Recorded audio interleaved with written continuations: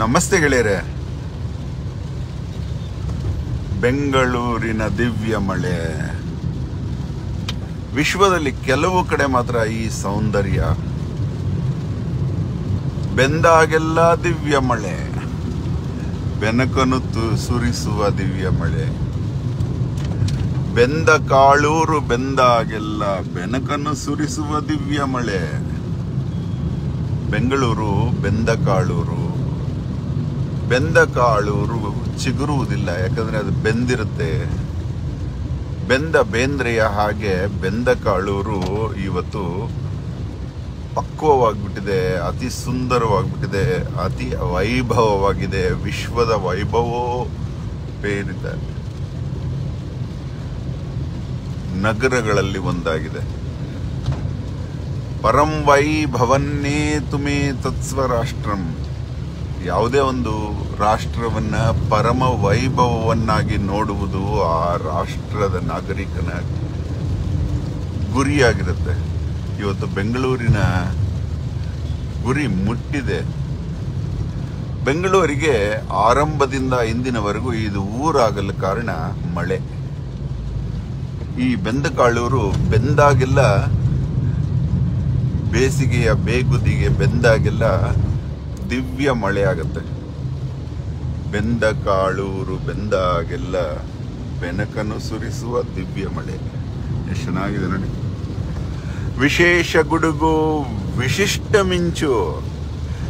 ನಿನ್ನೆ ಇವತ್ತು ಗುಡುಗು ಮಿಂಚುಗಳು ಮೈ ರೋಮಾಂಚನ ಆಗ್ತಾ ಇತ್ತು. ವಿಶೇಷ ಗುಡುಗು ವಿಶಿಷ್ಟ ಮಿಂಚು ಬೆಂದ ಕಾಳೂರ ತಣಿಸುತ್ತಿದೆ. ವಿಕೃತ ಮನುಜನ ವಿಕಾರ ಕೃತ್ಯ ಸಾಲು ಮರಗಳನ್ನು ಕಡಿಸುತ್ತಿದೆ. ಎಲ್ಲಿ ಸಾಲು ಮರಗಳೇ ಕಾಣ್ತಾ ಇಲ್ಲ ನೋಡಿ, ಎಲ್ಲ ಫ್ಯಾಕ್ಟ್ರಿಗಳು, ಸಾಲು ಫ್ಯಾಕ್ಟ್ರಿಗಳು, ಸಾಲು ಅಂಗಡಿಗಳು ಕಾಣ್ತಾ ಇದೆ. ಅಶೋಕನ ಕನಸಾಗಿತ್ತು ಸಾಲು ಮರಗಳು. ಹಿಂಗೆ ರಸ್ತೆಯಲ್ಲಿ ಹೋಗ್ತಾ ಇದ್ರೆ ಸಾಲು ಮರಗಳು ತುಂಬಿ ತುಳುಕಾಡ್ತಾ ಇರಬೇಕು. ಆದರೂ ಆ ಬೆನಕ ನಮಗೆ ಮಳೆ ಸುರಿಸ್ತಾ ಇದ್ದಾನೆ, ಕರುಣೆ ತೋರಿಸಿ. ಮರಗಳಿಲ್ಲದ ಊರಲ್ಲಿ ಮಳೆಗಳಾಗುವುದಿಲ್ಲ. ನಿಮ್ಮನ್ನ ಕೇಳ್ಕೊತಾನೆ ಅಹೋರಾತ್ರ, ಮತ್ತೆ ಮರಗಳ ಆರಂಭ ಆಗ್ಲಿ, ಇದ್ದ ಮರಗಳು ರಕ್ಷಣೆಯಾಗ್ಲಿ ಅಂತ. ವಿಶೇಷ ಗುಡುಗು ವಿಶಿಷ್ಟ ಮಿಂಚು ಬೆಂದ ಕಾಳೂರ ತಣಿಸುತ್ತಿದೆ. ವಿಕೃತ ಮನುಜನ ವಿಕಾರ ಕೃತ್ಯ ಸಾಲು ಮರಗಳನ್ನು ಕಡಿಸುತ್ತಿದೆ. ಕೆಂಪೇಗೌಡರು ನಡೆಸಿದ ಮರಗಳು ಗರಗಸ ಬಾಯಿಗೆ ಉರುಳುತ್ತಿದೆ. ಅಲ್ವಾ? ಕೆಂಪೇಗೌಡರು ನಡೆಸಿದ ಮರಗಳು ಇವತ್ತಿಗೂ ಇದೆ. ನೀವು ಗಾಂಧಿ ಬಜಾರ್ಲ್ಲಿ ನೋಡ್ಬೋದು. ಆ ಗರಗಸ ಬಾಯಿಗೆ ಉರುಳುತ್ತಿದೆ, ಹೊಟ್ಟೆ ಉರಿಯತ್ತೆ. ವಿಶೇಷ ಗುಡುಗು ವಿಶಿಷ್ಟ ಮಿಂಚು ಬೆಂದ ಕಾಳೂರ ತಣಿಸುತ್ತಿದೆ. ವಿಕೃತ ಮನುಜನ ವಿಕಾರ ಕೃತ್ಯ ಸಾಲು ಮರಗಳನ್ನು ಕಡಿಸುತ್ತಿದೆ. ಕೆಂಪೇಗೌಡರು ನಡೆಸಿದ ಮರಗಳು ಗರಗಸ ಬಾಯಿಗೆ ಉರುಳುತ್ತಿದೆ. ಮಳೆಗಳ ಸೆಳೆಯುವ ಮರಗಳ ಮೈಗೆ ಮೊಳೆಗಳು ಹೊಡೆದ ರಕ್ಕಸರೆ. ಆ ಮಳೆಗಳನ್ನ ಸೆಳೆಯತ್ತಲ್ಲ ಮರಗಳು, ಅವುಗಳ ಮೈಗೆ ಇವತ್ತು ಅಡ್ವರ್ಟೈಸ್ಮೆಂಟ್ಸ್ ಅಂತೆ, ಅದಂತೆ ಇದಂತೆ ಅಂತ ಹೇಳಿ ಮೊಳೆಗಳ ಹೊಡೆದಿರುವ ರಕ್ಕಸರು ನಾವು ಮನುಜರಾಗ್ಬಿಟ್ಟಿದೀವಿ. ಅದನ್ನು ತೆಗಿತಾನೂ ಇಲ್ಲ, ಕಣ್ಣಿಗೆ ಕಂಡಾಗ ಖಂಡಿಸ್ತಾ ಇಲ್ಲ. ಸರ್ಕಾರ ಕಣ್ಣು ಮುಚ್ಚಿದೆ. ಅರಣ್ಯ ಪ್ರಾಧಿಕಾರಕ್ಕೆ ಅಧಿಕಾರ ಇದೆ. ಮರಗಳಿಗೆ ಮೊಳೆ ಹೊಡೆಯೋರಿಗೆ ಶಿಕ್ಷೆ ವಿಧಿಸಿ, 10,000 ದಂಡ ವಿಧಿಸಿ, ನಿಮ್ಮ ಬೊಕ್ಕಸ ತುಂಬಿಕೊಳ್ಳಿ. ಯಾರೂ ಮಾಡ್ತಾ ಇಲ್ಲ.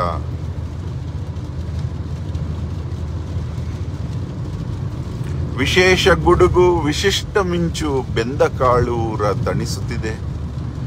ವಿಕೃತ ಮನುಜನ ವಿಕಾರ ಕೃತ್ಯ ಸಾಲು ಮರಗಳನ್ನು ಕಡಿಸುತ್ತಿದೆ.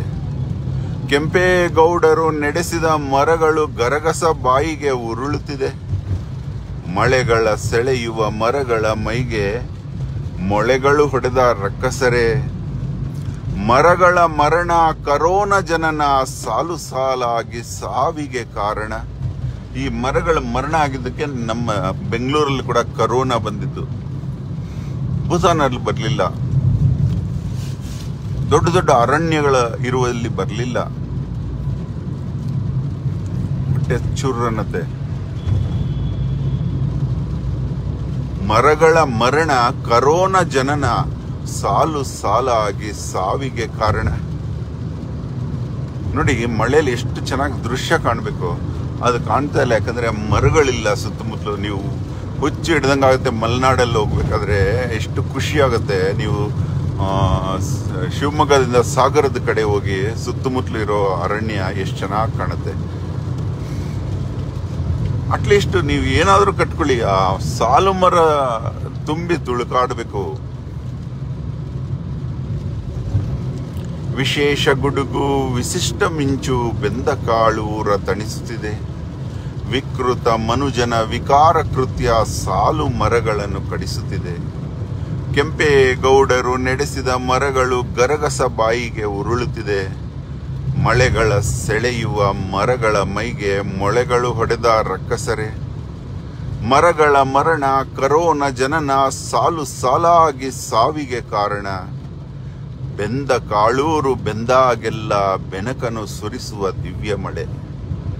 ಬೆಂದ ಕಾಳೂರು ಬೆಂದಾಗೆಲ್ಲ ಬೆನಕನು ಸುರಿಸುವ ದಿವ್ಯ ಮಳೆ. ಮರಗಳ ಉಳಿಸಿ ಬೆನಕನ ಮೆಚ್ಚಿಸಿ ಬೆಂದ ಕಾಳನೂ ಚಿಗುರಿಸಿರಿ. ಚಿಗುರದೇ ಇರೋ ಬೆಂದ ಕಾಳು ಚಿಗುರೋದಿಲ್ಲ. ನೀವು ಆ ಬೆನಕನ ಮೆಚ್ಚಿಸಿದ್ರೆ ಆ ಬೆಂದ ಕಾಳು ಮತ್ತೆ ಚಿಗುರುತ್ತೆ. ಆ ಬೆಂದ ಕಾಳನ್ನೂ ಚಿಗುರಿಸಿರಿ. ಇನ್ನೊಂದ್ಸಲ ಹೇಳ್ತೀನಿ ನೋಡಿ. ವಿಶೇಷ ಗುಡುಗು, ವಿಶಿಷ್ಟ ಮಿಂಚು, ಬೆಂದ ಕಾಳೂರ ತಣಿಸುತ್ತಿದೆ. ವಿಕೃತ ಮನುಜನ ವಿಕಾರ ಕೃತ್ಯ ಸಾಲು ಮರಗಳನ್ನು ಕಡಿಸುತ್ತಿದೆ. ಕೆಂಪೇಗೌಡರು ನಡೆಸಿದ ಮರಗಳು ಗರಗಸ ಬಾಯಿಗೆ ಉರುಳುತ್ತಿದೆ. ಮಳೆಗಳ ಸೆಳೆಯುವ ಮರಗಳ ಮೈಗೆ ಮೊಳೆಗಳು ಹೊಡೆದ ರಕ್ಕಸರೆ. ಮರಗಳ ಮರಣ, ಕರೋನಾ ಜನನ, ಸಾಲು ಸಾಲಾಗಿ ಸಾವಿಗೆ ಕಾರಣ. ಬೆಂದ ಕಾಳೂರು ಬೆಂದಾಗೆಲ್ಲ ಬೆನಕನು ಸುರಿಸುವ ದಿವ್ಯ ಮಳೆ. ಮರಗಳ ಉಳಿಸಿ ಬೆನಕನ ಮೆಚ್ಚಿಸಿ ಬೆಂದ ಕಾಳನೂ ಚಿಗುರಿಸಿರಿ. ಧನ್ಯವಾದ. ಅಹೋರಾತ್ರ.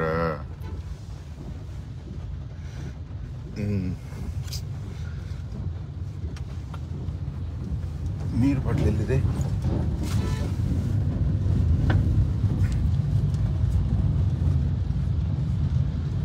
ಹೇಗಿದ್ದೀರಿ ನೀವೆಲ್ಲ?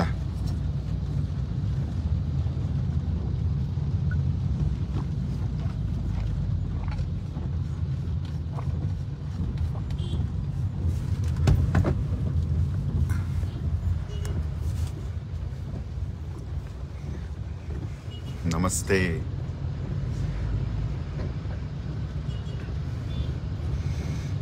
ಚತುರ್ವರ್ಣಂ ಚತುರ್ವಿಧಂ. ಎಷ್ಟು ಚೆನ್ನಾಗಿದೆ ನಮ್ಮ ವೇದದ ಮಾತುಗಳು, ಗಾದೆಯ ಹಾಗಿದೆ.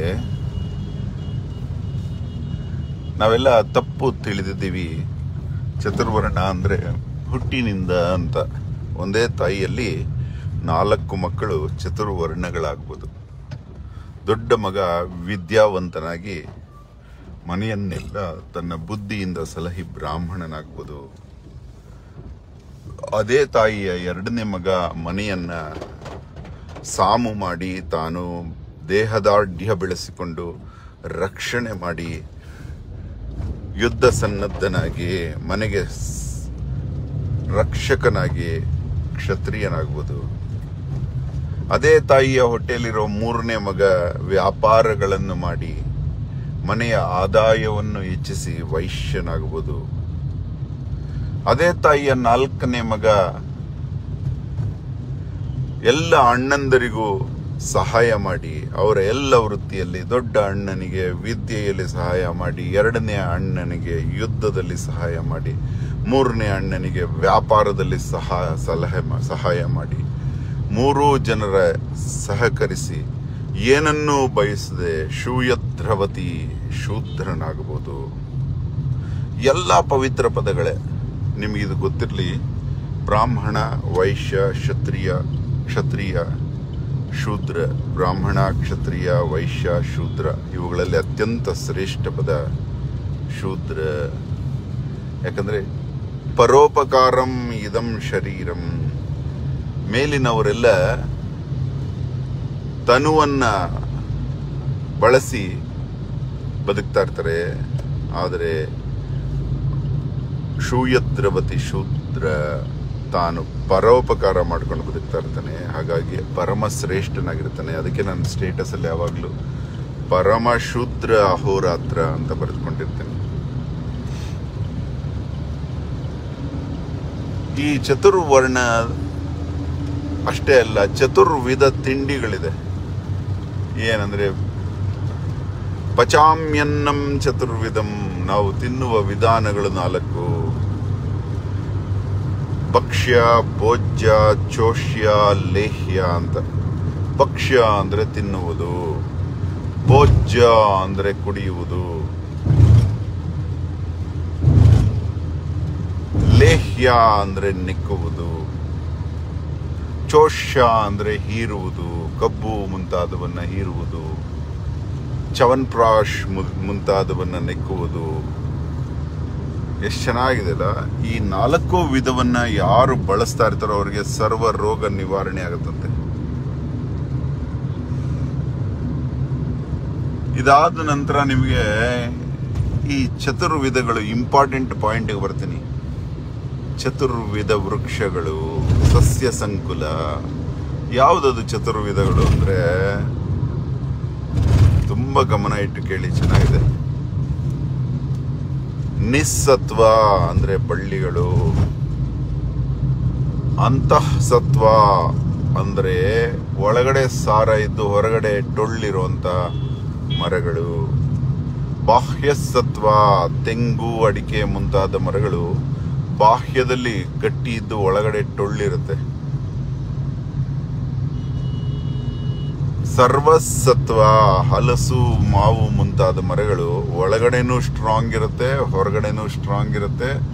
ಗಟ್ಟಿ ಮುಟ್ಟಾಗಿ ದೃಢವಾಗಿ ಆಲದ ಅಶ್ವತ್ಥ ಮರಗಳಾಗಿರುತ್ತೆ. ಇವು ಅವುಗಳಲ್ಲಿರೋ ಚತುರ್ವಿಧಗಳು. ಆದ್ರೆ ಇವುಗಳಿಂದ ಒಂದು ಪಾಠ ಕಲಿಯೋಣ ಇವತ್ತು. ನಾವು ಯಾರು ಕಲಿತೇ ಇಲ್ಲ. ನಮ್ಮಲ್ಲಿ ಕೂಡ ನಿಸ್ಸತ್ವ ಅನ್ನುವ ಜನಗಳಿದ್ದಾರೆ ಪಾಪ. ನಿಸ್ಸತ್ವ ನೆಗ್ಲಿಜಿಬಲ್ ಅಲ್ಲ. ಕುಂಬಳಕಾಯಿ ಬೆಳೆಯೋದು ನಿಸ್ಸತ್ವದಲ್ಲೇ, ಬಳ್ಳಿಲಿ. ಹೀಗೆ ಅನೇಕ ಉಪಕಾರದ ಕೆಲಸಗಳು ಬಳ್ಳಿಗಳು ಮಾಡುತ್ತೆ. ನಿಸ್ಸತ್ವ ಅಂದ್ರೆ ಡಿಪೆಂಡೆನ್ಸಿ, ಅಂದ್ರೆ ಒಬ್ಬರ ಹತ್ರ ಕೆಲಸ ಮಾಡೋದು. ಸರ್ವಸ್ವತ್ವ ಅಂದ್ರೆ ಸರ್ವ ಅಧಿಕಾರಗಳಲ್ಲಿ ಇದ್ದು ಅಧಿಕಾರವನ್ನು ನಿಭಾಯಿಸುವ CMD-MDಗಳು. ಬಾಹ್ಯಸತ್ವ ಅಂದ್ರೆ ಇವಾಗ ಈ ಸೆಕ್ಯೂರಿಟಿ ಮುಂತಾದ ಕೆಲಸಗಳು, ರಕ್ಷಣೆ, ಆರ್ಮಿ ಮುಂತಾದ ಕೆಲಸಗಳು. ಅಂತಃಸತ್ವ ಅಂದ್ರೆ ಇಂಟರ್ನಲ್ ಅಡ್ಮಿನಿಸ್ಟ್ರೇಷನ್ ಡಿಪಾರ್ಟ್ಮೆಂಟ್ಸ್. ಹೀಗೆ ನಮ್ಮಲ್ಲೇ ಇದೆ ಇವೆಲ್ಲ. ಆದ್ರೆ ಒಂದು ತಿಳ್ಕೊಳ್ಳಿ, ನಾವು ಒಂದು ಸತ್ವವನ್ನು ಇನ್ನೊಂದು ರೀತಿ ಬದುಕಿದ್ರೆ ನಾವು ಫೇಲ್ಯೂರ್ ಆಗ್ತೀವಿ. ಫಾರ್ ಎಕ್ಸಾಂಪಲ್, ನಾವೊಂದು ದೃಢವಾದ ಮರವಾಗಿ ಬೆಳೀಬೇಕು. ಬೆಳೆದು ನಮ್ಮ ಮೇಲೆ ಬಳ್ಳಿಗಳು ಹಬ್ಬತ್ತೆ, ಆ ನಿಸ್ಸತ್ವದ ಬಳ್ಳಿಗಳು. ಆ ಬಳ್ಳಿಗಳಿಗೆ ಒಂದು ಚಿಕ್ಕ ಚಿಕ್ಕ ಬೇರುಗಳಿರುತ್ತೆ. ಅದು ಆ ಮರಕ್ಕೆ ಅಲ್ಲಲ್ಲಿ ಅಂಟಿಕೊಂಡು ಬೆಳೆಯುತ್ತೆ. ಆದರೆ ಮರ ಆ ಬಳ್ಳಿನ ಅಪ್ಪಿಕೊಳ್ಳೋದಿಲ್ಲ, ಇಟ್ಕೊಳ್ಳೋದಿಲ್ಲ, ಮುಟ್ಕೊಳ್ಳೋದಿಲ್ಲ. ಆ ಮರ ತನ್ನಷ್ಟಕ್ಕೆ ತಾನು ಬೆಳೆದಿರುತ್ತೆ. ಬಳ್ಳಿ ಬೆಳೆಯೋದ್ರಲ್ಲಿ ಅದಕ್ಕೆ ಅಬ್ಜೆಕ್ಷನ್ ಇರೋದಿಲ್ಲ. ಮರ ಹೆಂಗ್ ಬೆಳೆಯುತ್ತೆ ಅಂದ್ರೆ ನೋಡು, ಎಲ್ಲರಿಗೂ ಸರ್ವ ಸ್ವಾತಂತ್ರ್ಯ. ಆಕ್ಸಿಜನ್ ಕೊಡುತ್ತೆ, ಅದ್ರ ನೆರಳಿಗೆ ಬಂದವರಿಗೆ ನೆರಳು ಕೊಡುತ್ತೆ. ನೆರಳು ಬನ್ನಿ ಅಂತ ಕರೆಯೋದಿಲ್ಲ, ಹೋಗಿ ಅಂತ ಹೇಳೋದಿಲ್ಲ.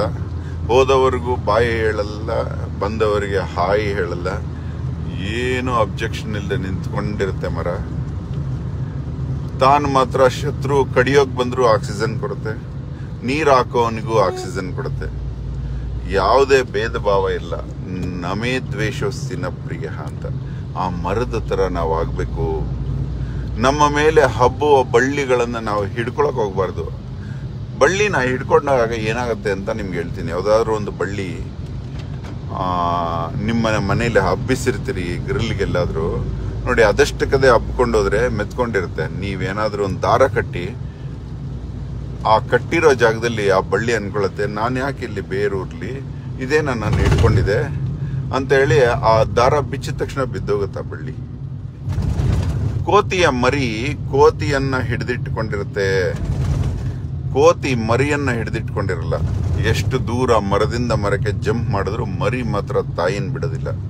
ಅದೇ ತಾಯಿ ಮರಿನ ಹಿಡ್ಕೊಂಡಿರುತ್ತೆ ಮನುಷ್ಯ. ಮಗುನ ಎತ್ಕೊಂಡಿರೋ ತಾಯಿ ಮನುಷ್ಯ ಮರಿನ ಎತ್ಕೊಂಡಿರುತ್ತೆ, ಆದ್ರೆ ಜಂಪ್ ಮಾಡೋಕ್ಕಾಗಲ್ಲ, ಯಾವ ಕೆಲಸ ಮಾಡೋಕ್ಕಾಗಲ್ಲ. ಆ ಮರಿ ತಾಯಿ ಹಿಡ್ಕೊಂಡಿದ್ಯಲ್ಲ ಅಂತ ತಾನು ಹಿಡ್ಕೊಳ್ಳೋದು ಬಿಟ್ಬಿಡುತ್ತೆ. ಆದ್ರೆ ಆ ಮರಿ ತಾಯಿನ ಹಿಡ್ಕೊಂಡಾಗ ಆ ಗ್ರಿಪ್ ಬೆಳೆಸ್ಕೊಳುತ್ತೆ, ಆ ಬೆರಳುಗಳಲ್ಲಿ ಸ್ಟ್ರೆಂತ್ ಬೆಳೆಸ್ಕೊಳುತ್ತೆ, ಸ್ಟ್ರಾಂಗ್ ಆಗಿರುತ್ತೆ. ನಾವು ಇದನ್ನು ಕಲ್ತ್ಕೋಬೇಕು. ನಾವು ಇನ್ನೊಬ್ಬರಿಗೆ ಸ್ಟ್ರೆಂತ್ ಆಗಿದ್ದೀವಿ ಅಂತ ನಿಂತ್ಕೊಂಡ್ರೆ ಸಾಕು, ಅವರಷ್ಟಕ್ಕೆ ಅವರೇ ನಮ್ಮನ್ನ ಹಿಡ್ಕೊಂಡಿರ್ತಾರೆ. ನಿಮಗೂ ಕಷ್ಟ ಆಗೋದಿಲ್ಲ.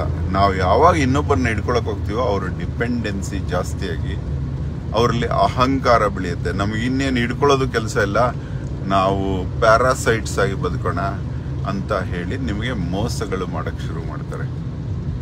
ಮೋಸ ಮಾಡೋದಕ್ಕೆ ಮುಖ್ಯ ಕಾರಣ ನಾವೇ ಆಗಿರ್ತೀವಿ. ನಾವು ನಮ್ಮಷ್ಟಕ್ಕೆ ಬೆಳೆದು ಬಂದವರಿಗೆ ಆಶ್ರಯ ಕೊಟ್ಟಿದ್ರೆ ಅವ್ರು ಯಾರೂ ಮೋಸ ಕೊಡಲ್ಲ. ಆ ಮರಕ್ಕೆ ನೀರು ಹಾಕ್ತೀವಿ ನಾವು, ಆ ಮರ ಹಣ್ಣು ಕೊಡ್ತಲ್ಲ ಅಂತ ಖುಷಿ ಪಡ್ತೀವಿ. ಆದ್ರೆ ಬಲವಂತವಾಗಿ ಹಣ್ಣು ತಿನ್ಸಿದ್ರೆ ಆ ಮರ ಬಿಟ್ಟೊಟ್ಟೋಗ್ತಾರೆ ಜನ. ಬಲವಂತವಾಗಿ ಬೇಲಿ ಹಾಕೊಂಡು ಮರ ಬಳ್ಳಿಗಳಿಂದ ಕೊಂಬೆಗಳಿಂದ ನಮ್ಮನ್ನು ಹಿಡ್ಕೊಳಕ್ ಬಂದ್ರೆ ಆ ಮರದಿಂದ ದೂರ ಓಡ್ತೀವಿ ನಾವು. ಅದಕ್ಕೆ ನಾವು ಯಾವಾಗಲೂ ಸ್ವತಂತ್ರವನ್ನ ಕೊಟ್ಟು ನಮ್ಮನ್ನ ಹಿಡ್ಕೊಳ್ಳೋರ್ಗೆ ಸಮಾಧಾನದಿಂದ ಇರ್ಬೇಕಷ್ಟೇ. ನಾವು ಹಿಡ್ಕೊಳಕ್ ಹೋದಾಗ ತಪ್ಪಿಸ್ಕೊಂಡು ಹೋಗ್ತಾರೆ, ಮೋಸ ಹೋಗ್ತೀವಿ. ಬೆಳೆಯೋದನ್ನ ಕಲ್ತ್ಕೋಬೇಕು ಮರದಿಂದ. ಮರದ ಹಾಗೆ ಬೆಳೆದ್ರೆ ಬಳ್ಳಿಗಳೆಲ್ಲ ಸುತ್ತಕೊಳ್ಳುತ್ತೆ. ಹಿಡಿದ ಬಳ್ಳಿಗಳನ್ನ ಅಪ್ಪಿಕೊಂಡ್ರೆ ಬಳ್ಳಿಗಳು ಬಿಚ್ಕೊಂಡ್ ಬಿಡುತ್ತೆ. ಯಾಕಂದ್ರೆ ನಿಮ್ಮ ಅಪ್ಪಿಗೆ ನಿಂತ ತಕ್ಷಣ ಓಡೋಗ್ಬಿಡುತ್ತವು. ಎಲ್ಲೋ ಸ್ವತಂತ್ರ ಕಳ್ಕೊಂಡಿದೀವಿ ಅನ್ಕೊಳತ್ತೆ. ಇನ್ನೊಂದು ಮರ ಹಿಡ್ಕೊಳ್ದೇ ಇರೋ ಮರ ನೋಡತ್ತೆ. ವೆರಿ ಇಂಟ್ರೆಸ್ಟಿಂಗ್ ಇದು. ಮರ ಬಳ್ಳಿ ತರ ಬದುಕಬಾರ್ದು, ಬಳ್ಳಿ ಮರ ತರ ಬದುಕಬಾರ್ದು. ಮರ ಬಳ್ಳಿ ತರ ಬದುಕಿದ್ರೆ ಬಳ್ಳಿ ತಾನು ಮರ ಅನ್ಕೊಳತ್ತಂತೆ. ಮರ ಏನಾದ್ರು ಬಳ್ಳಿ ಬೀಳಬಾರದು ಅಂತ ಏನಾದ್ರು ಬಳ್ಳಿನ ಹಿಡ್ಕೊಂಡ್ರೆ ಬಳ್ಳಿ ಅನ್ಕೊಳತ್ತಂತೆ, ಈ ಮರ ನನ್ನೇ ಹಿಡ್ಕೊಂಡಿದೆ, ಈ ಮರ ಬಿದ್ದೋಗ್ತಾ ಇದೆ, ನಾನು ಹಿಡ್ಕೊಂಡಿದ್ದೀನಿ ಅಂತ ದುರಹಂಕಾರ ಬೀಳುತ್ತಂತೆ. ಈ ಹಳ್ಳಿಗಳಲ್ಲಿ ಬಂಡಿಯ ಕೆಳಗೆ ನಡೆಯುವ ನಾಯಿಯ ಹಾಗೆ ಆ ನಾಯಿ ಅನ್ಕೊಳತ್ತಂತೆ, ನನ್ನಿಂದಾನೇ ಈ ಬಂಡಿ ಹೋಗ್ತಾ ಇರೋದು ಅಂತ. ಪಾಪ 2 ಎತ್ತುಗಳು ಎಳಿತಾ ಇರೋದು, ಅದಕ್ಕೆ ಗೊತ್ತಾಗಲ್ಲ.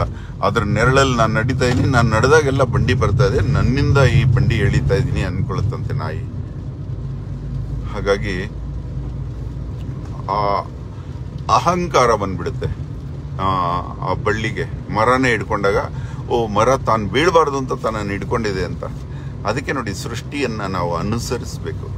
ನಾವು ಮರದ ತರ, ನೀವು ಮರವಾಗಿದ್ರೆ ಮರದ ತರ ಬೆಳೆದು ನಿಂತ್ಕೋಬೇಕು. CMD MD ಇವರೆಲ್ಲ ಆ ಪದವಿಯಲ್ಲಿ ಇದ್ದಾಗ ಪದವಿ ಗೌರವದ ತರ ನಡ್ಕೋಬೇಕು.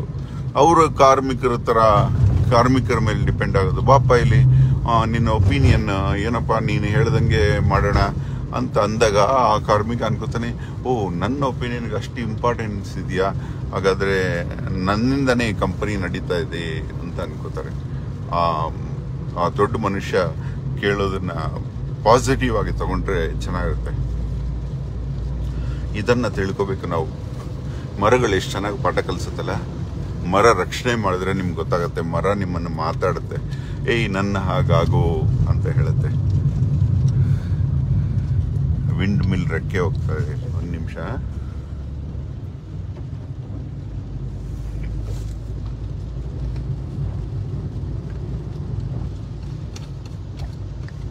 ನೋಡಿ ವಿಂಡ್ ಮಿಲ್ ರೆಕ್ಕೆ ಎಷ್ಟು ಉದ್ದ ಇದೆ.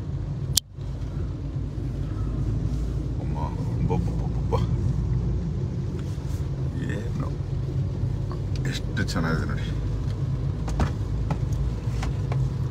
ಈ ಮರದ ಪಾಠ ನಿಮ್ಗೆ ಇವತ್ತು ಮಾಡಬೇಕು ಅನ್ನಿಸ್ತು, ಅದಕ್ಕೆ ಹೇಳಿದೆ. ಗೆಳೆಯರೆ, ನೀವು ಸಿಂಪಲ್ ಆಗಿ ಅರ್ಥ ಮಾಡ್ಕೊಳ್ಳಿ. ನಾವು ಬೆಳೀತಾ ಇದ್ರೆ ನಮ್ಮ ನೆರಳಲ್ಲಿ ಅನೇಕ ಜನ ಬಂದೇ ಬರ್ತಾರೆ. ಎప్పుడు ಸಂಪದ ಗಲಿಗಿನ ಅప్పుడు ಬಂದು ಲೊತ್ತೂರು. ನಿಮ್ಮ ಹತ್ರ ಸಂಪತ್ತು ಬಂದ ತಕ್ಷಣ ಎಲ್ಲರೂ ಬರ್ತಾರೆ. ಶತ್ರುಗಳು ಮಿತ್ರರಾಗ್ಬಿಡ್ತಾರೆ. ಹೆಂಗಂದ್ರೆ ಕೆರೆಗೆ ನೀರು ಬಂದ ತಕ್ಷಣ ವಟ ವಟ ವಟ ಅಂತ ಕಪ್ಪೆಗಳ ಶಬ್ದ ಶುರುವಾಗುತ್ತೆ. ಅಲ್ಲಿವರೆಗೂ ಎಲ್ಲಿರುತ್ತೋ ಗೊತ್ತಿಲ್ಲ, ಬಚ್ಚಿಟ್ಕೊಂಡಿರುತ್ತೆ ಕಪ್ಪೆಗಳು. ಹಂಗೆ ಒಂದು ಹಾಡು ಕೇಳಿ ಈ ಲೈವ್ ಮುಗಿಸೋಣ. ಈ ಮಳೆಯಲ್ಲಿ ಚಂದ್ರಶೇಖರ್ ಆಜಾದ್ನ ಹಾಡು ಏನಂದ್ರೆ, ಚಂದ್ರಶೇಖರ್ ಆಜಾದ್ ಆಟೋಮೆಟಿಕ್ ಪಿಸ್ತೂಲನ್ನು ತರಿಸ್ಕೊಂಡಿರ್ತಾನೆ ವಿದೇಶದಿಂದ ದೇಶಭಕ್ತಿಗಾಗಿ. ತನ್ನ ಆತ್ಮೀಯ ಮಿತ್ರ ಭಗತ್ ಸಿಂಗ್ ಜೈಲಲ್ಲಿ ಇರ್ತಾರೆ. ಮಾರನೇ ದಿವಸ ಹ್ಯಾಂಗ್ ಆಗಬೇಕು. ಚಂದ್ರಶೇಖರ್ ಆಜಾದ್ ಒಂದು ಪತ್ರ ಕಳಿಸ್ಕೊಡ್ತಾನೆ, ಜೈಲಿಗೆ ಅಟ್ಯಾಕ್ ಮಾಡಿ ನಿನ್ನ ಬಿಡಿಸ್ಕೊಂಡು ಹೋಗ್ತೀವಿ, ಕೋಆಪರೇಟ್ ಮಾಡು ಅಂತ. ಯಾಕಂದ್ರೆ ಅವನು ಹಠ ಮಾಡಿ ಕೂತಿರ್ತಾನೆ, ನಾನು ಮಾತ್ರ ದೇಶಕ್ಕೋಸ್ಕರ ನೇಣು ಹಾಕೋಬೇಕು, ಜನಗಳಿಗೆ ಒಂದು ಪಾಠ ಕಲಿಸ್ಬೇಕು, ದೇಶಕ್ಕೋಸ್ಕರ ಭಾರತದ ಯುವಕರು ಏನ್ ಮಾಡಕ್ಕೂ ರೆಡಿ ಇದ್ದಾರೆ ಅಂತ.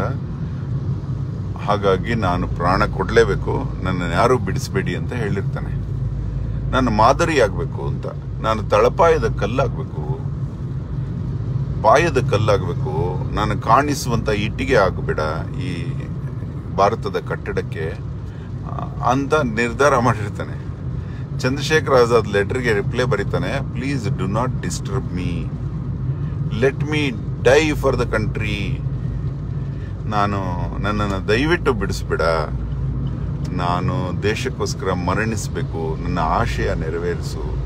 ಅವಾಗ ಚಂದ್ರಶೇಖರ್ ಆಜಾದ್ ಅನ್ಕೋತಾನೆ, ನೀನಿಲ್ಲದೆ ನಾನೆಲ್ಲಿ ಬದುಕಿರ್ಲಿ, ನಿನ್ನಂತ ದೇಶಭಕ್ತ ಮಿತ್ರ ನನ್ನೊಳಗೆ ಸೇರಬಾರ್ದಾಗಿತ್ತು, ಸೇರದ ಮೇಲೆ ನಿನ್ನ ಜೊತೆನೆ ಬದುಕಬೇಕು, ನಿನ್ನ ಜೊತೆನೆ ಸಾಯ್ಬೇಕು ಅಂತ ಆವಾಗಲೇ ನಿರ್ಧಾರ ಮಾಡ್ತಾನೆ. ಅದಾದ ನಂತರದ ಘಟನೆಯಲ್ಲಿ 80 ಬ್ರಿಟಿಷ್ ಪೊಲೀಸರು ವೀರಭದ್ರ ತಿವಾರಿ ಅಂತ ಚಂದ್ರಶೇಖರ್ ಆಜಾದ್ನ ಸ್ನೇಹದಲ್ಲೇ ಇದ್ದಂತಹ ವ್ಯಕ್ತಿ ಬ್ರಿಟಿಷರಿಗೆ ಕೈ ಸೇರಿಸಿ ಒಂದಾಗಿ ಚಂದ್ರಶೇಖರ್ ಆಜಾದ್ರನ್ನ ಆಜಾದ್ ಪಾರ್ಕ್ ಅಲಹಾಬಾದಲ್ಲಿ ಹಿಡ್ಕೊಟ್ಬಿಡ್ತಾನೆ. ಆವಾಗ ಆ 80 ಪೊಲೀಸರಿಗೆ ಈತನ ರಿವಾಲ್ವರ್ ಇಲ್ಲಿದ್ದ ಎಲ್ಲ 20 ಬುಲೆಟ್ಗಳನ್ನು ಬಳಸ್ತಾನೆ. ಆ ಪಿಸ್ತೂಲಲ್ಲಿ ಒಂದು ಬುಲೆಟ್ ಕೂಡ ವೇಸ್ಟ್ ಆಗಿಲ್ಲ. ಆ ಪೊಲೀಸ್ ಆಫೀಸರ್ ತನ್ನ ಡೈರಿಯಲ್ಲಿ ಬರೆದಿದ್ದಾರೆ, ಇಂಥ ಒಳ್ಳೆ ಶೂಟರ್ನ ನಾನು ನೋಡಲಿಲ್ಲ, ಒಂದು ಗೋಲಿ ಕೂಡ 6 ಅಡಿ ಮೇಲಿಗೆ ಹೋಗಿಲ್ವಂತೆ, ವೇಸ್ಟ್ ಆಗಿಲ್ಲ. ಆ ಎಲ್ಲ 19 ಬುಲೆಟ್ಸು ನೀಟಾಗಿ ತನ್ನ ಗುರಿಯನ್ನು ಮುಟ್ಟಿದೆ, ಇನ್ನೊಂದೇ ಒಂದು ಬುಲೆಟ್ ಉಳಿದಿರುತ್ತೆ. ಆವಾಗ ಚಂದ್ರಶೇಖರ್ ಆಜಾದ್ ತಾನು ಯಾವುದೇ ಕಾರಣಕ್ಕೂ ಪೊಲೀಸರ ಕೈ ಸೇರುವುದಿಲ್ಲ ಅಂತ 16 ವರ್ಷದ ಮಗು ಇದ್ದಾಗ ಪ್ರತಿಜ್ಞೆ ಮಾಡಿರ್ತಾನೆ. ಹಾಗಾಗಿ ಭಗತ್ ಸಿಂಗ್ ಕೂಡ ಇಲ್ಲ ಅಂತ ತಿಳ್ಕೊಂಡು ತನ್ನ ಹಣೆಗೆ ರಿವಾಲ್ವರ್ ಇಟ್ಕೊಂಡು, ಆ ಪಿಸ್ತೂಲ್ ಇಟ್ಕೊಂಡು ದೇಶಕ್ಕೋಸ್ಕರ ಆತ್ಮಾರ್ಪಣೆ ಮಾಡ್ತಾನೆ. ಆ ಹಾಡು ಕೇಳಿ ಆ ರಿವಾಲ್ವರ್ ನೋಡಿದಾಗ ಅಲಹಾಬಾದಲ್ಲಿ ಪಾರ್ಕಲ್ಲಿದೆ ಬರೆದ ಹಾಡಿದು. ರಿವಾಲ್ವರ್ನೇ ಮಾತಾಡ್ಕೊಂಡು ಬರೆದ ಹಾಡು ನೋಡಿ. ಒಂದು ಬಿಟ್ಟೆಯಲ್ಲೂ ಕಡೆಗೂ ಒಂದು ಬಿಟ್ಟೆಯಲ್ಲೂ 24 ಹರೆಯದ ವೀರನ ನಿಂದು ಬಿಟ್ಟೆಯಲ್ಲೂ, ಒಂದು ಬಿಟ್ಟೆಯಲ್ಲೂ ಕಡೆಗೂ ಒಂದು ಬಿಟ್ಟೆಯಲ್ಲೂ 24 ಹರೆಯದ ವೀರನ ತಿಂದು ಬಿಟ್ಟೆಯಲ್ಲೋ. ರಿವಾಲ್ವರ ಆಟೋಮ್ಯಾಟಿಕ್ ರಿವಾಲ್ವರ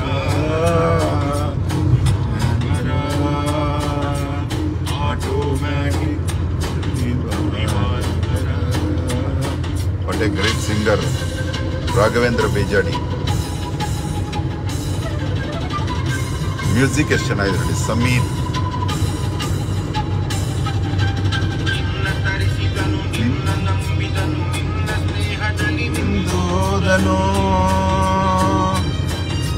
ನಿನ್ನ ತರಿಸಿದನು, ನಿನ್ನ ನಂಬಿದನು, ನಿನ್ನ ಸ್ನೇಹದಲ್ಲಿ ಮಿಂದು ಹೋದನು. ವಿದೇಶದಿಂದ ಬಂದವ ನೀನು, ವಿದೇಶದಿಂದ ಬಂದವ ನೀನು, ದೇಹ ಬುದ್ಧಿ ತೋರಿದೆಯಲ್ಲ. ನಿನ್ನ ಸ್ನೇಹಿತನ ನೀನೇ ಕೊಂದೆ ಅಂತ ರೇಗಿಸ್ತಾ ಇದ್ದೀನಿ ಅದನ್ನು. ಆದ್ರೆ ಅದು ತುಂಬಾ ಪ್ರಾಮಾಣಿಕ ರಿವಾಲ್ವರ್ ಪಾಪ. ಸ್ವಾಮಿ ಭಕ್ತ ತನ್ನ ಸ್ವಾಮಿ ಆರ್ಡರ್ ತಗೊಂಡು ಸ್ವಾಮಿಯನ್ನೇ ಕೊಲ್ಲತ್ತೆ. ಎಂತ ಗ್ರೇಟ್ ರಿವಾಲ್ವರ್. ಕಣ್ಣಲ್ಲಿ ನೀರು ಬರ್ತದೆ.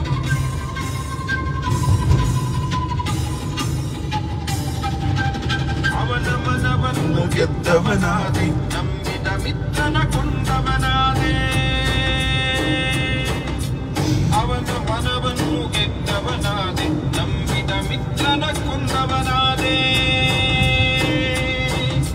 ನಿಂದ ಸ್ತುತಿದು ಮನ್ನಿಸು ನಮ್ಮನು, ನಿಂದ ಸ್ತುತಿದು ಮನ್ನಿಸು ನಮ್ಮನು. ಅವನ ಮನಗೆದ್ದ ನೀನೇ ಧನ್ಯನು. ರಿವಾಲ್ವರ ಕ್ರಾಂತಿವೀರರ ರಿವಾಲ್ವರ, ಆಜಾದ್ ಚಂದ್ರಶೇಖರನ ರಿವಾಲ್ವರ, ರಿವಾಲ್ವರ ಆಜಾದ್ ಚಂದ್ರಶೇಖರನ ರಿವಾಲ್ವರ. ನೋಡಿ ಎಷ್ಟು ಶ್ರೇಷ್ಠ ಅಲ್ವಾ ಅದು. ಯಾವಾಗ್ಲೂ ಹೇಳ್ತಾ ಇರ್ತಾನೆ ರಿವಾಲ್ವರ್ಗೆ, ನಿನ್ನ ಕೊನೆ ಬುಲೆಟ್ ನನಗೆ ಕೊಡ್ಬೇಕು ನೀನು. ಅವನು ರಿವಾಲ್ವರ್ನ ಮಾತಾಡ್ತಾ ಇರ್ತಾನೆ, ಅವನ ಪಿಸ್ತೂಲನ್ನ ಯಾವಾಗ್ಲೂ ಮಾತಾಡ್ತಾ ಇರ್ತಾನೆ. ಬೆಳಗ್ಗೆ ಎದ್ರೆ ರಿವಾಲ್ವರ್ ಜೊತೆನೆ ಮಾತಾಡ್ತಾ ಇರ್ತಾನೆ, ಪಕ್ಕದಲ್ಲೇ ಇಟ್ಕೋತಾ ಇರ್ತಾನೆ. ನಿನ್ನ ಕೊನೆಯ ಗುಂಡು ನನ್ನ ಗುಂಡಿಗೆಯಲ್ಲಿ ಹೋಗಬೇಕು ಅಂತ ಹೇಳ್ತಾ ಇರ್ತಾನೆ. ಎಂತ ಶ್ರೇಷ್ಠ ಹೀರೋ. 24ರಲ್ಲಿ ನಮಗೆ ಬದುಕಿನ ಆಸೆ ಇರುತ್ತೆ. 50ರ ನಂತರ ಸಾವಿನ ಭಯ ಹೋಗ್ಬೋದು, ಆದರೆ ಆತನಿಗೆ ಹುಟ್ಟಿದಾಗ್ಲಿಂದ ಸಾವಿನ ಭಯ ಇಲ್ಲ. ಆ ಮಗುಗೆ ಹಣದ ಹಂಬಲ ಇರಲಿಲ್ಲ. ಲಕ್ಷಗಟ್ಟಲೆ ಹಣ ದೇಶದ ಭಕ್ತಿಗಾಗಿ ಲೂಟಿ ಮಾಡಿ ತಂದಾಗ ಎಣಿಸ್ತಾ ಇರ್ತಾರೆ. ಅವಾಗ್ಲೂ ಒಂದ್ಸಲ ಭಗತ್ ಸಿಂಗ್ ಜೊತೆ ಯುದ್ಧ ಆಗುತ್ತೆ ಚಂದ್ರಶೇಖರ್ ಆಜಾದ್ನಿಗೆ. ಒಬ್ಬ ಹುಡುಗ ಬಂದು ಹೇಳ್ತಾನೆ, ನಿಮ್ಮ ಅಮ್ಮ ಸೀರಿಯಸ್ ಆಗಿದ್ದಾರೆ, ಸ್ವಲ್ಪ ಹಣ ಬೇಕಂತೆ ಅಂತ.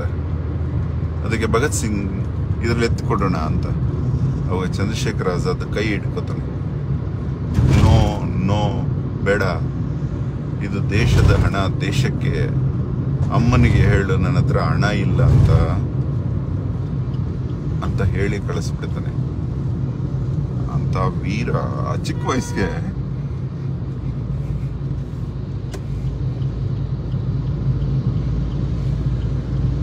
ವಯಸ್ಸಿಗೆ ಅಂತ ಗುಣ ಬರೋದು ಜನ್ಮಾಂತರ ಸಂಸ್ಕಾರ ಇದ್ರೆ ಮಾತ್ರ ಸಾಧ್ಯ.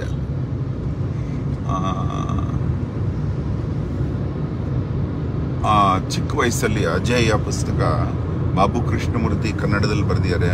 ಮೋಸ್ಟ್ಲಿ ಚಂದ್ರಶೇಖರ್ ಆಜಾದ್ನ ಬಗ್ಗೆ ಯಾವುದಾದ್ರೂ ಒಳ್ಳೆ ಪುಸ್ತಕ ಈ ಪ್ರಪಂಚದಲ್ಲಿದ್ರೆ ಅದು ಬಾಬು ಕೃಷ್ಣಮೂರ್ತಿ ಬರೆದಿರೋ ಪುಸ್ತಕ. ಅದು ಕನ್ನಡದಲ್ಲಿರೋದು ನಮ್ಮ ಅದೃಷ್ಟ. ಅದೊಂದು ದೊಡ್ಡ ಗ್ರಂಥ.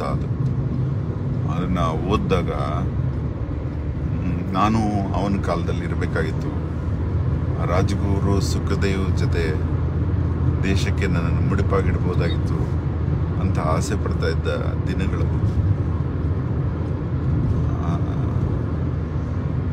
ನೋಡಿ, ಆ ವಯಸ್ಸಿಗೆ ನಾವು ಐಷಾರಾಮಿಯಲ್ಲಿ ಸುಖದ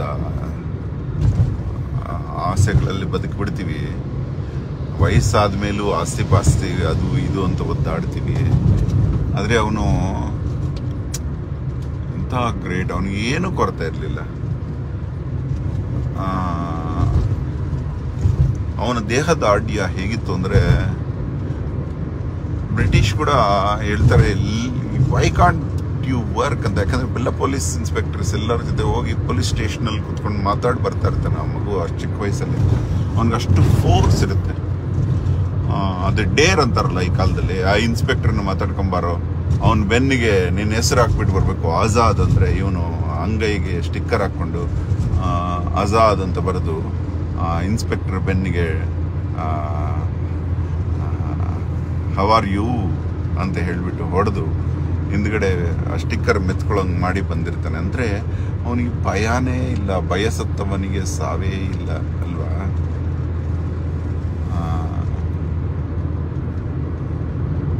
ನಂಬಿದ ಮಿತ್ರನ ಕೊಂದವನಾದೆ ರಿವಾಲ್ವರ. ಇನ್ನೊಂದ್ಸಲ ಕೇಳೋಣ ಹಾಡು, ಒಂದೇ ಒಂದ್ಸಲ last please.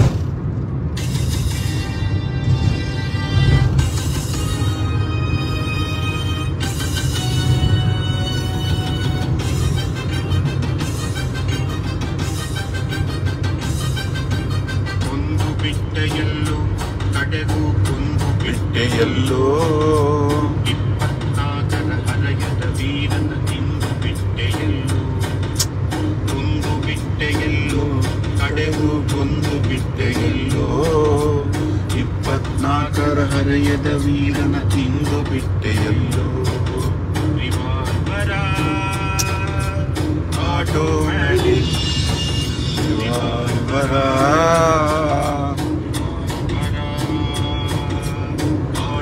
Sameer Rao great music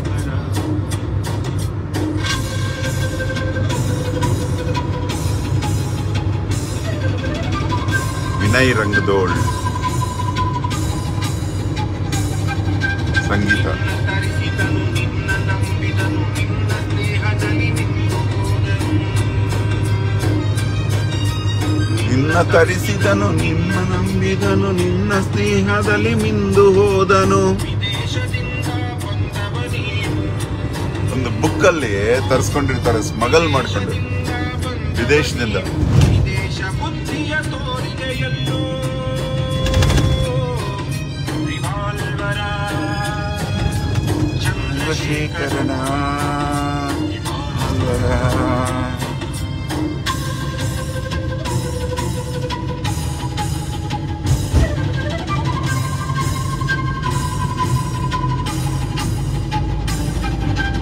ಅವನ ಮನವನ್ನು ಗೆದ್ದವನಾದೆ ನಂಬಿದ ವೀತನವನಾದೆ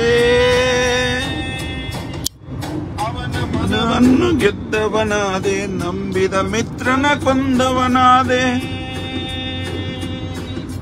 ನಿನ್ನ ಸ್ತುತಿ ಇದು ನಮ್ಮಿಸು ನಮ್ಮನು ನಿಂದ ಸ್ತುತಿದು ಮನ್ನಿಸು ನಮ್ಮನು ಅವನ ಮನಗೆದ್ದ ನೀನೇ ಧನ್ಯನು ರಿವಾಲ್ವರ ಕ್ರಾಂತಿವೀರನ ರಿವಾಲ್ವರ ಆಜಾದ್ ಚಂದ್ರಶೇಖರನ ರಿವಾಲ್ವರ ರಿವಾಲ್ವರ ಆಜಾದ್ ಚಂದ್ರಶೇಖರನ ರಿವಾಲ್ವರ